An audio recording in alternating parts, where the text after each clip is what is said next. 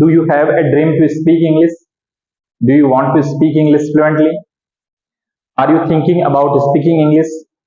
If you are thinking about speaking English, you are at the right place. Hello friends, I am Lokendra Singh. You are watching our channel, The English Show. In this session, we are going to study about the passive voice, and we will find out that how can we speak English in passive voice? How can we speak English? How can we make sentences of passive voice? How can passive voice help us in speaking English? So let's get started.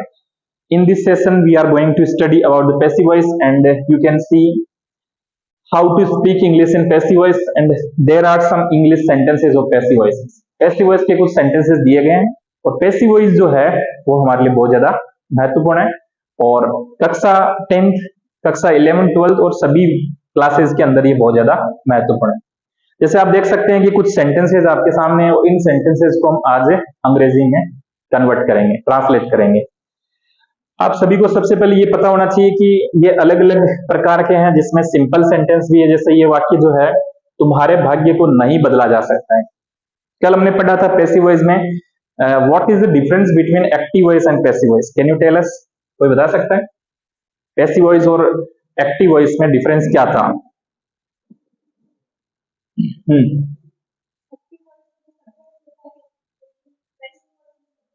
Okay, यानी active voice के अंदर subject जो होता है वो prime role करता है, उसकी मुख्य भूमिका होती है, जबकि पैसिव वॉइस में सब्जेक्ट की भूमिका मुख्य नहीं होती है। तो आप समझ सकते हैं कि आज हम देख सकते हैं हमारा जो पहला सेंटेंस है कि तुम्हारे भाग्य को नहीं बदला जा सकता है।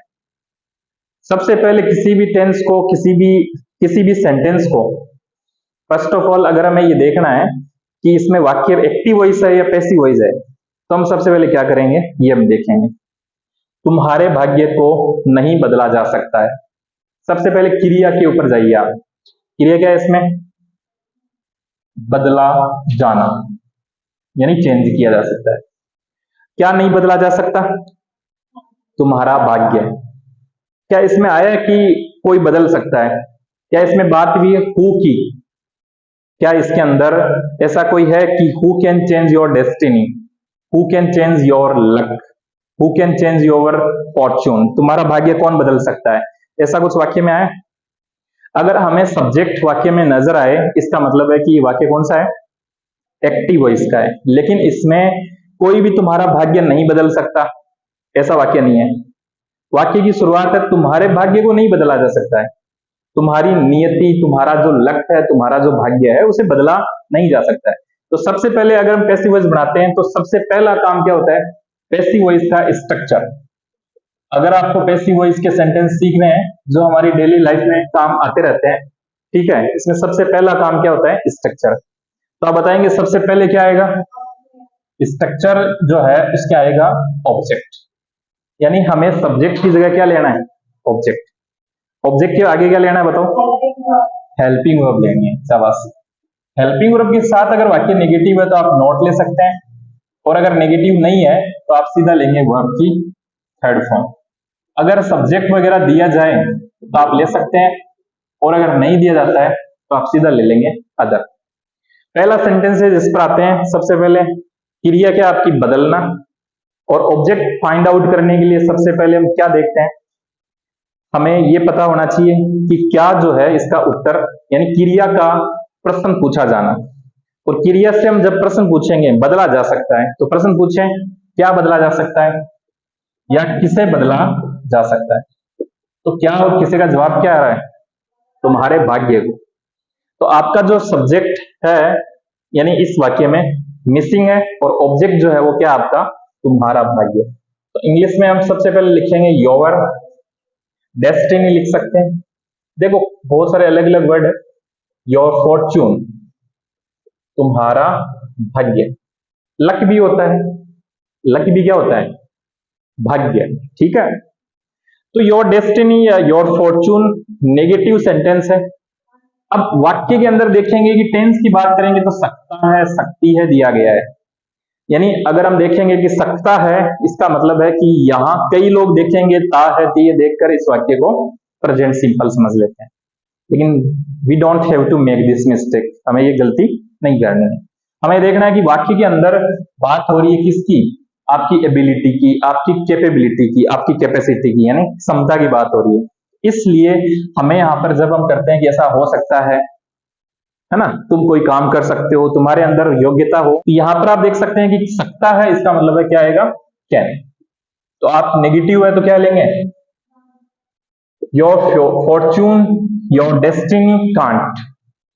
अब आपको याद है कि अगर हम किसी भी मॉडल को चेंज करते हैं पैसिव वॉइस में, तो मॉडल के साथ क्या यूज करेंगे, मॉडल के साथ यूज करेंगे बी।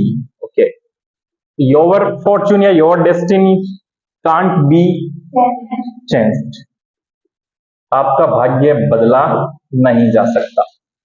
ठीक है, जैसे मैं अगर इस वाक्य को ऐसे बोलूं कि तुम्हारे भविष्य को नहीं बदला जा सकता, कैसे लिखोगे, your your future can't be changed. ठीक है, तुम्हारे भाग्य को बदला जा सकता है, तो your destiny can be changed. यदि आप मेहनत करते हैं तो आप अपने भाग्य को बदल सकते हैं। You can change your destiny, if you work hard you can change your destiny. शाबाश।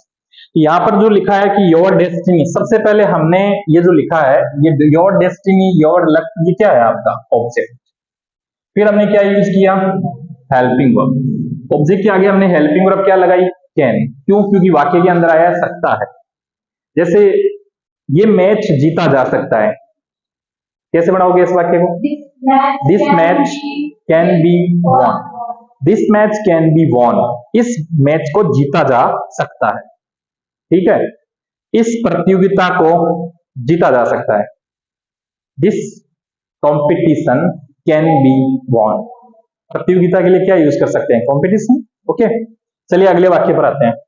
यह नहीं हो सकता है, एक बार फिर से मॉडल ऑक्सिलरी वर्ब्स के हम यूज कर रहे हैं, मॉडल को हम चेंज करने की कोशिश कर रहे हैं पैसिव वॉइस में। इस वाक्य को आप सभी आसानी से बना सकते हैं। सबसे पहले मुझे ये बताइए कि इसके अंदर ऑब्जेक्ट क्या है, इसे या यह नहीं हो सकता, तो आप लिख सकते हैं कि यह के लिए आप दिस भी यूज कर सकते हैं, इट भी यूज कर सकते हैं। यह कोई संकेत नहीं कर रहा, यानी ये जो वर्ड है इसके अंदर कोई संकेत नहीं हो रहा कि यह वह है, आप इसमें इट कैन यूज कर सकते हैं। आप यूज करेंगे इट, आगे वापस वही है, इट कांट बी हैपन, ये नहीं हो सकता, इट कांट बी हैपन, ये नहीं किया जा सकता, इट कांट बी डन। अगर ये वाक्य ऐसे होता है कि ये नहीं किया जा सकता, करना की इंग्लिश क्या होती है, डू, तो आप लिखते हैं इट कांट बी डन, ऐसा नहीं किया जा सकता, ये नहीं हो सकता, it can't be happen. Okay, इस तरीके से कर सकते हैं। तो इसके अंदर आप देख रहे हो दोनों वाक्य में इट यहाँ ऑब्जेक्ट है, कांट यहाँ पर हेल्पिंग वर्ब के साथ नोड यूज किया गया है। बी आपके हमेशा मॉडल के साथ क्या लगता है, बी क्या लगती है, बी जो है वो होना के लिए आएगा। मॉडल जो होता है वो हमेशा मूड को शो करने वाले होते हैं, जिसे आप मूड शोइंग वर्ड्स कह सकते हैं, यानी आपकी मनोदिशा को या मनोदशा जिसको बोलते हैं, मनोदशा को दिखाने वाले शब्द। दूध बहुत गर्म है, इसे नहीं पिया जा सकता, इजी है, दूध बहुत गर्म है, तो आप लिख सकते हैं कि दूध, दूध के लिए क्या लिखेंगे, मिल्क है। जैसे ये दूध की स्टेट है, दूध कोई काम नहीं कर रहा है, यहाँ पर दूध के बारे में बताया जा रहा है, तो मिल्क के साथ क्या लिखेंगे, इज। बहुत गर्म है, दूध क्या है भाई, इज वेरी हॉट। इससे इसे किसे, दूध को, इट कांट बी ड्रिंक की थर्ड फॉर्म क्या होती है, ड्रंक, इसे पिया नहीं जा सकता, इट कांट बी ड्रंक। ठीक है, जैसे आप बोलो कि खाना खाया नहीं जा सकता, तो फूड कांट बी ईटन। ठीक है, खाना बहुत गर्म है, इसे खाया नहीं जा सकता, food is very hot, it food can't be done, यानी फूड कांट बी ईटन, यानी इसे खाया नहीं जा सकता, तो it can't be eaten, you can use. आगे वाक्य में देखें, उसे सजा जरूर मिलेगी। जैसे मान लो कोई बोल रहा है पर उसने अगर गलत किया है, if he has done anything wrong, उसे सजा जरूर मिलेगी। भाई उसे सजा जरूर मिलेगी, यानी किसे सजा मिलेगी, उसे कौन देगा सजा, नहीं आया है। तो सबसे पहले पैसिव वॉइस के वाक्य का ध्यान देने वाला टॉपिक क्या होता है? सब्जेक्ट ढूंढना होता है। सब्जेक्ट है क्या इसमें? नहीं है। तो उसी के लिए यूज कर आप ही भी यूज कर सकते हैं, सी भी यूज कर सकते हैं। अगर बात महिला की होती है तो हम सी यूज करेंगे, और अगर हम बात पुरुष की करते हैं तो हम यूज करेंगे क्या? ही। उसे सजा जरूर मिलेगी, तो मिलेगी के लिए भाई सजा जरूर मिलेगी। सजा, सजा क्या होता है? पनिश। तो सजा मिलना, पनिश करना ही होता है। सजा और मिलना अलग अलग वर्ड नहीं है, सजा मिलना एक सब सामान्य शब्द है। तो मिलेगी, मिलेगी का मतलब यहां पर देखेंगे तो ये फ्यूचर की बात कर रहे हैं, है ना। फ्यूचर एक अनसर्टेन इवेंट होता है, अनिश्चित घटनाक्रम के बारे में बताता है, कोई फिक्स नहीं होता। उसे सजा जरूर मिलेगी, हो सकता है मिले या नहीं मिले, लेकिन ये स्टेटमेंट है। तो ही विल बी पनिश्ड, उसे सजा जरूर मिलेगी। अंत में पक्का मिलेगी, श्योर मिलेगी, डेफिनेटली मिलेगी, श्योरली आप यूज कर सकते हैं, जरूर मिलेगी इसे। पर्यावरण दिन प्रतिदिन प्रदूषित हो रहा है। इस ऊपर वाले वाक्य में आपने देखा कि बात हुई कौन से टेंस की? फ्यूचर सिंपल की। तो फ्यूचर सिंपल का अगला टेंस हमने क्या बदला? Will be. यानी जितने भी फ्यूचर है उसके अंदर हमें केवल क्या यूज करना है? बी यूज करना है, क्लियर है? लेकिन हर टेंस में यूज नहीं करना। जैसे ऐसे देखिए तो विल और सेल भी मॉडल ऑक्सिलरी वर्ब माने जाते हैं, तो मॉडल के साथ हमेशा क्या जोड़ते हैं? बी। अब पर्यावरण दिन प्रतिदिन प्रदूषित हो रहा है, भाई पर्यावरण में प्रदूषण ज्यादा से ज्यादा फैल रहा है, तो पर्यावरण क्या हो रहा है? प्रदूषित हो रहा है, प्रदूषित हो रहा है। यहां ध्यान देंगे भाई, अगर हमें अंग्रेजी में अपने आप को ज्यादा से ज्यादा फ्लुएंट बनाना है, अपनी फ्लुएंसी को बढ़ाना है, तो हमें टेंस आने जरूरी है। हो रहा है कौन सा टेंस है? कंटिन्यूस। अब कंटिन्यूस की हेल्पिंग वर्ब क्या होती है बताओ? Is am are. Is am are के साथ हमेशा क्रिया में क्या लगता है? क्रिया में आई एन जी फॉर्म लगता है। इसमें हम बात करेंगे सबसे पहले कि ये पैसिव वॉइस में क्यों है, ये वाक्य पैसिव वॉइस में क्यों है? पर्यावरण दिन प्रतिदिन प्रदूषित हो रहा है, इसे पैसिव वॉइस में कैसे समझेंगे? क्योंकि पर्यावरण को प्रदूषित कौन कर रहा है? Who is making our environment polluted. हमारे पर्यावरण को प्रदूषित कौन बना रहा है? आया इसमें? वैसे देखे तो लोग बना रहे हैं। We all are the responsible for making our environment polluted. हम सब रेस्पॉन्सिबल है इसके लिए। लेकिन यहां हम बात करेंगे कि हम इसके अंदर सब्जेक्ट को मिसिंग कर रहे हैं। पर्यावरण की इंग्लिश क्या होती है? एनवायरमेंट। ओके, तो आप लिखेंगे एनवायरमेंट। ठीक है, आगे ऑब्जेक्ट आपने लिख दिया है। ऑब्जेक्ट को कैसे फाइंड आउट करते हैं पता है आपको? किसी क्रिया से जाकर प्रश्न पूछिए क्या और किसे, वो जो जवाब देगी वो आपका क्या होता है? इसमें प्रदूषण से पूछा था, प्रदूषित क्या हो रहा है? पर्यावरण। तो एनवायरमेंट आगे क्या लिखेंगे? इज। आगे इस एनवायरमेंट इज बीइंग पॉल्यूटेड। शाबाश। पॉल्यूट जो वर्ब है आपकी, पॉल्यूट यानी होता है प्रदूषण होना, प्रदूषित होना।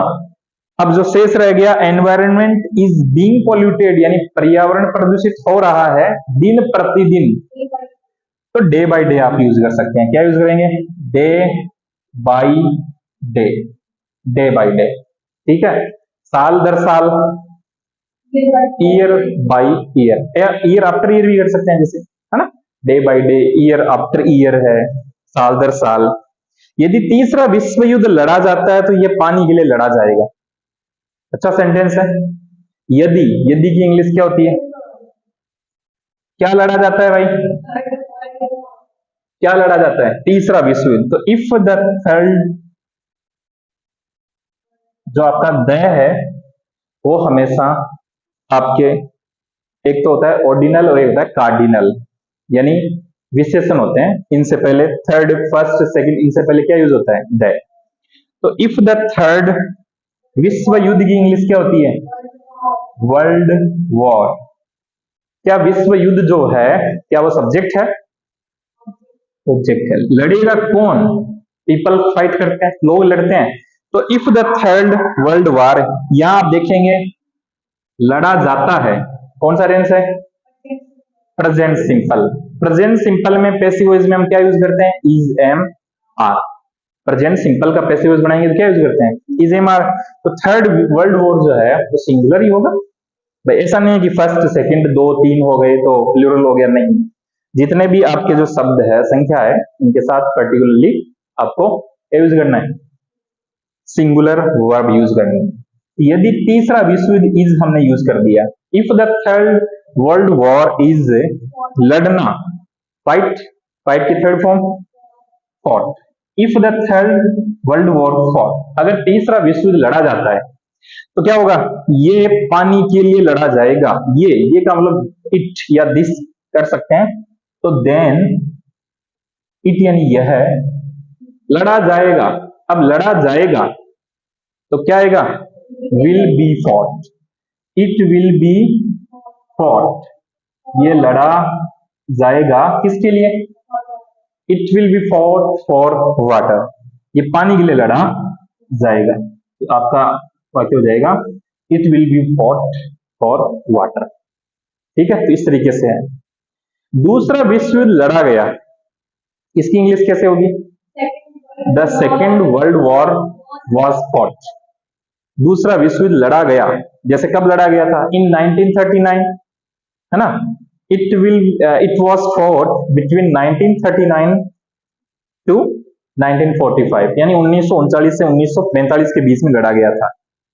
तो ये लड़ा गया था, इसका मतलब है कि बात हम कब की कर रहे हैं? भूतकाल की। तो पास्ट के लिए आप यूज करोगे वॉज। चलिए आगे आते हैं। इसे आसानी से काम में ले सकते हैं, जैसे मान लो कोई इलेक्ट्रिक डिवाइस हो, कोई भी जैसे चीज हो, कोई भी वस्तु हो जिसके बारे में कोई बताता है, भाई इसे आप आसानी से काम में ले सकते हैं। इसे के लिए आप क्या यूज कर सकते हो? It can be used. Can be आ रहा है वापस क्योंकि यूज्ड यानी काम में लेना, यूज करना। आसानी से के लिए क्या यूज होगा? Easily. It can be used easily.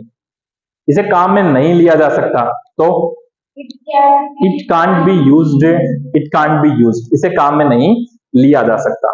ठीक है, ओके। कल शाम को या कल 7 बजे की बात है, केक काटा जाएगा। You will attend this function and your friend says to you, cake जो है वो कब काटा जाएगा? 7 बजे काटा जाएगा। तो सबसे पहले आप क्या काटा जाएगा उसकी बात कर लें, केक। केक की मीनिंग क्या होती है? CAKE, cake. आगे विल भी क्यों यूज कर रहे हो बताओ आप? क्योंकि ऐसा होगा, ऐसा किया जाएगा, तो विल भी यूज करते हैं ऐसे। Cake will be cut. और कल की बात कर लें तो टुमारो 7 o'clock, कल शाम को 7 बजे। शाम की इसमें दिया नहीं गया है, कल 7 बजे काटा जाएगा। ऐसे सब कुछ समाप्त हो जाएगा। जैसे मान लो कोई बोलता है, जैसे कि आप अगर मेहनत नहीं करते हैं, if you spoil your year, if you don't work hard, सब कुछ समाप्त हो जाएगा। क्या होता है? Everything will be finished. Easy sentence है, एवरीथिंग विल बी फिनिश्ड आप यहां लेंगे। एवरीथिंग विल बी फिनिश्ड, सब कुछ क्या हो जाएगा? समाप्त हो जाएगा। ठीक है। तुम्हें पैसे भेज दिए गए हैं, तुम्हें पैसे भेज दिए हैं। जिस मान लो कोई बात कर रहा है फोन पर, तो अगला बोल रहा है तुम्हें पैसे भेज दिए हैं। भेजे किसने? हु हैज सेंट मनी, किसने पैसे भेजे हैं? आया इसमें? तो पैसे भेजे हैं, भेजे क्या है? पैसे। तो आप सबसे पहले 2 प्रकार के इसके अंदर ऑब्जेक्ट है, एक तो क्या भेजा है और एक किससे भेजे हैं। दोनों क्या होते हैं? ऑब्जेक्ट होते हैं। ठीक है, एक डायरेक्ट ऑब्जेक्ट और एक इनडायरेक्ट ऑब्जेक्ट। पहले ये देखो कि भेजना, क्या भेजा है? पैसे। किससे भेजा है? तुम्हें। तो आप इसको 2 तरीके से बना सकते हो। सबसे पहला तरीका क्या होता है? यू, आगे यू हैव बीन। यहां हैव बीन क्यों लिखा? क्योंकि दिए हैं।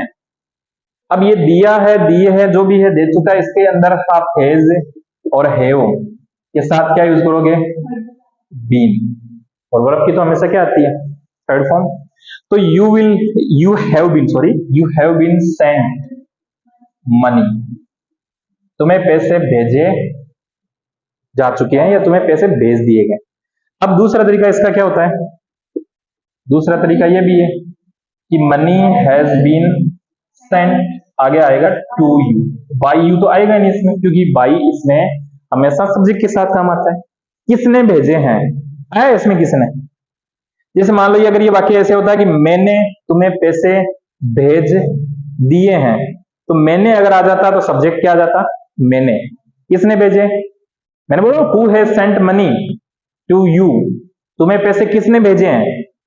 अगर जवाब आता मैंने, इसका मतलब है कि सब्जेक्ट इसमें था, इसमें सब्जेक्ट है ही नहीं है।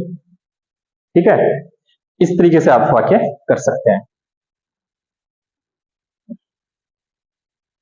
तुम्हें आमंत्रित नहीं किया गया था, भाई तुम वहां क्यों गए थे, कोई बोलता है जिसे, है ना, why hadn't you gone there, तुम वहां क्यों गए थे। तुम्हें आमंत्रित नहीं किया गया था, भाई तुम्हें तो कोई बुलाया नहीं था वहां पर, फिर भी तुम चले गए। तो इस सेंटेंस को कैसे करेंगे हम, तुम्हें आमंत्रित नहीं किया गया है, किया गया था। अब यहां आप देखेंगे गया था, यानी वी वर टॉकिंग अबाउट, इसकी बात कर रहे हैं, we are talking about past perfect tense. किया गया था, तुम्हें आमंत्रित नहीं किया गया। अगर गया तक आता तो आप कह सकते हो कि पास्ट सिंपल है, लेकिन किया गया था तो आप यूज कर सकते हैं पास्ट परफेक्ट। तो आप सबसे पहले किसे आमंत्रित नहीं किया गया, यू, यू के साथ यू